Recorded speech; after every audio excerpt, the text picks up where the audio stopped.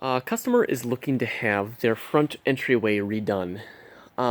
So a lot of this is currently on the drive. There are a few changes that are being done here. So if you look at their overhang that they have here, they're actually redoing it. They're making it a little bit deeper. So on the left and right hand side of the steps here, you see how it kind of has this angle coming in.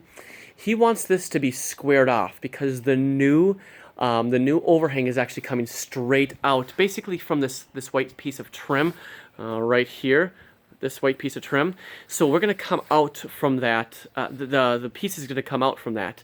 So what he wants us to do is extend this step over to, let's see if we can get over to about right here. So that way it's flat across here, and then go back to the second step. So we're going to need to make a cut on the step right here, and then along this part right here. So that, and then take out that section right there. And then we're going to have to pour this right here, and then pour an extension of this right here going up like this.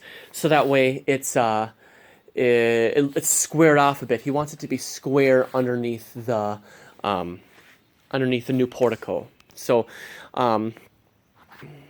I can explain it a little bit more when the time comes to do it, but just assume that we have to cut through that. And we're going to veneer over it so we can break it to a certain extent, but yeah, make those cuts to the best of our ability. I'm going to guess about an hour on each side for cutting, so just as a point of reference. So this is going to be veneered with Chilton risers and bluestone treads, and then premium bluestone for the landings as well. So now, one thing I do want to say is that he wants a full color. So as I talk about premium bluestone for the patio areas, we need to get the full range premium from Origin. However, the treads can be our standard 1 1/4 or 1.5 inch bluestone premium treads that have been thermaled. They don't have to be the full range ones. So we're going to take out this circle area all in here, okay?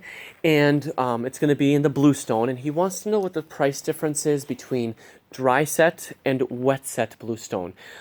Either way, I think we need to take out this, we should talk to Nick about this, but I think that we probably need to take out this, the sidewalk in here, as opposed to veneering over it, and get a new pour in here. I can't guarantee that what is here is going to be able to last, so it makes me nervous going over something like this. So this circle area and this little nub over here is going to be bluestone.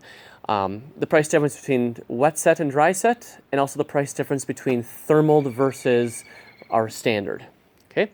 Also around this circle, and actually continuing in the circle here, see where the relief cut is? We're going to go in there as well, and then all the way around the circle. We're going to put in Chilton edge rock flush with the ground, so that way it frames it in going through there. Okay, and then we'll also bring that edge rock along this part right here on both sides, going to the pillars. So that'll be 4 inch. You know what? We're going to bid it two ways. We're going to bid it with the 4 inch Chilton, and we're also going to bid it with limestone. We would have to take basically 1 by 1 limestone pieces and cut them in half. And then we'd set it around the outside. I talked to him briefly about that's how I would bid that. So the limestone would be cut to 1 by 6 inch pieces, and it would just be, we would cut the radius in the bluestone for the patio, but we wouldn't cut the radius part into that limestone at all. Okay, so from this point, see right here, from that point to the step, which is right here, we are going to do this wet set. So it's going to have we're going to go over the top of this.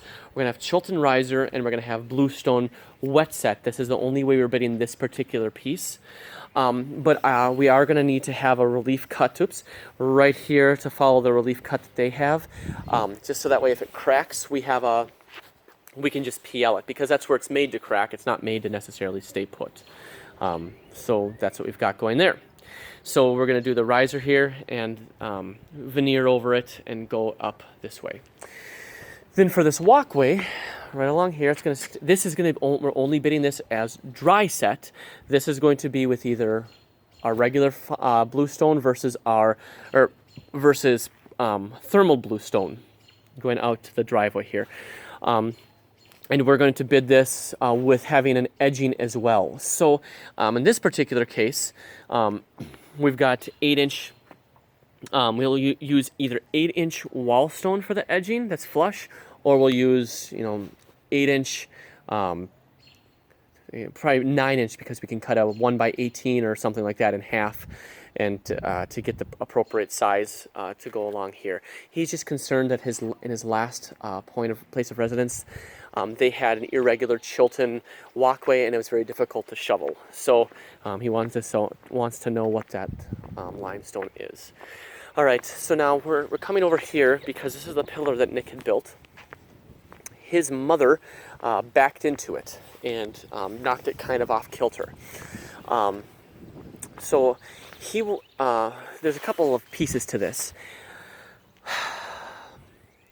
He needs a bid in a couple of different ways. The first way is just to re-level the cap. I want it just a plain old bid. We need to take off the cap, take off the cement that it's sitting on, and boost it up. It's about a quarter of an inch, actually almost maybe a quarter to a half of an inch lower on the far side out here than it is on the near side.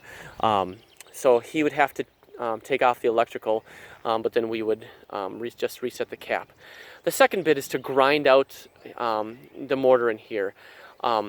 We did this with tinted mortar, and he doesn't like it.